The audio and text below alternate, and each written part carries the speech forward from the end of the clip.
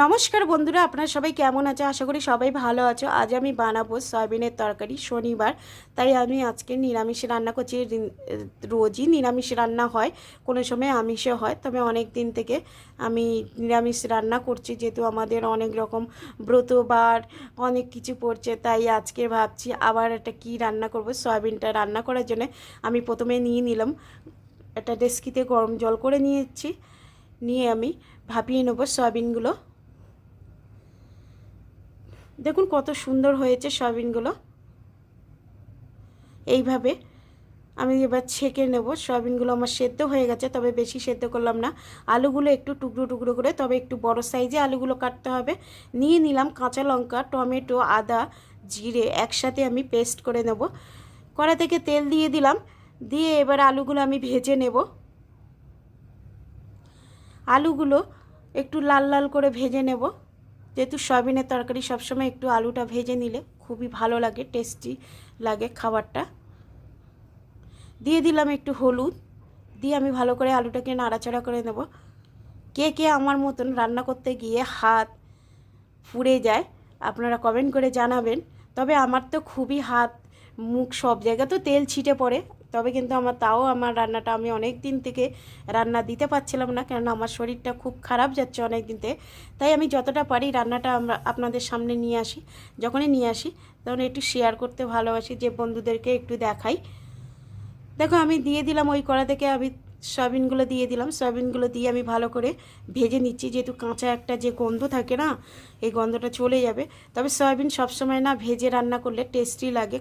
সয়াবিনের কাঁচা গন্ধটা চলে গেলে একদম পুরো যারা যারা চিকেন খায় তাদের কিন্তু ফেলে এই সয়াবিনের তরকারিটা খাবে। তবে আমি এটা সম্পূর্ণ নিরামিষ রান্না করছি, তবে নিরামিষ তরকারিটা খুবই ভালো লাগে।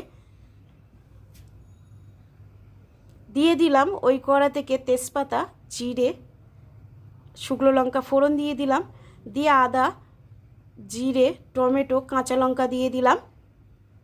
দিয়ে আমি মশলাটাকে কষিয়ে নিয়ে আমি দিয়ে দেব একটু হলুদ, নুন, 1 চামচ চিনি। তবে মিষ্টিটা কেন দিচ্ছি, নিরামিষ তরকারিতে মিষ্টিটা দিলে ভালো লাগবে।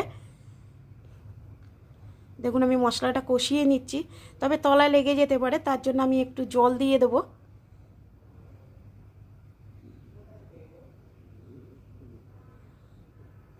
আমি একটু জল দিয়ে দেবো, তাহলে তলাতে মশলাটা লেগে যাবে না। এইভাবে মশলাটাকে কষাতে হবে। তবে খুব সুন্দর করে এই সয়াবিনের তরকারিটা রান্না করলে খুবই ভালো লাগে। দিয়ে দিলাম 1 চামচ ঘি, 1 চামচ গরম মশলা, দিয়ে আমি ভালো করে কষিয়ে নেব। একটু জল দিয়ে আবার একটু কষাবো। মশলাটাকে খুব সুন্দরভাবে কষাতে হবে। দেখতে পাচ্ছেন আমি কিভাবে কষিয়ে নিচ্ছি। ঘন ঘন কিন্তু নাড়তে হবে, নালে তলা লেগে যেতে পারে। আমার কষানো হয়ে গেছে, দিয়ে দেবো সয়াবিন আর আলুটা আমি যে ভেজে রেখেছিলাম। দিয়ে এবার মশলার সাথে সয়াবিন আলুটাকে ভালো করে কষাতে হবে। তবে একটু খুব সত্যি কথা বলতে কি, এখানে আমি 2-3 মিনিট ভালো করে আমি কষিয়ে নিয়েছি।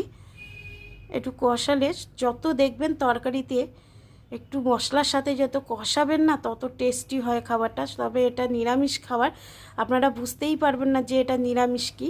দেখতে পাচ্ছেন কত সুন্দর কষানো হয়ে গেছে। ভালো করে কষিয়ে নিতে হবে। এখানে কিন্তু আমি আর কোনো মশলা দেব না, আমার মশলা সব দেওয়া হয়ে গেছে। আমি ভালো করে কষানো হয়ে গেছে, তবে আরেকটু আমি কষাবো একদম শুকনো করে। দেখো আমি কষিয়ে নিয়েছি, দেখতে পাচ্ছেন কড়া থেকে আমি কিভাবে কোনো জায়গা লেগে নেই। মশলাটা কষানো হয়ে গেছে, এবার জল দিয়ে দেব। তবে গরম জল দিলে খুবই ভালো হয়, তবে আমি গরম জলটা দিতে পারি না। আপনারা পারলে গরম জল এইভাবে রান্না করে একদিন খেয়ে দেখবেন কত সুন্দর। তবে সয়াবিনটা খুবই উপকারিত, টেস্টি একটা খাবার, খুবই ভালো। আমি এখানে 25 থেকে 30 মিনিট ঢেকে দিয়েছিলাম একদম ধিমে আঁচে। তবে এই রান্নাটা কোনো তাড়াহুড়ো নয়, একদম ধৈর্য ধরে ভালোবেসে খুব সুন্দরভাবে রান্না করতে হবে। তবে কিন্তু এই নিরামিষ তরকারিটা ভালো লাগবে, তাড়াহুড়ো করলে কোনো রান্না ভালো হয় না। আমি একটু খুন্তির সাহায্যে আমি নেড়ে দিচ্ছি। দেখুন আমার হয়ে গেছে রান্নাটা। কেমন হয়েছে বন্ধুরা দেখে নিন। ভালো লাগলে আপনারা কমেন্ট করে জানাবেন কেমন রান্নাটা করেছি আমি রান্নাটা। ভালো থাকবেন ততক্ষণ সবাই, সুস্থ থাকবেন। চেষ্টা করব আপনাদের সামনে নতুন নতুন রান্না নিয়ে আসতে। তবে এই সয়াবিনের তরকারি যেহেতু আজকে শনিবার বলে আপনাদের সামনে আমি এই রান্নাটা শেয়ার করলাম। কেমন হয়েছে বন্ধুরা দেখে বলুন। ততক্ষণ ভালো থাকবেন। নমস্কার,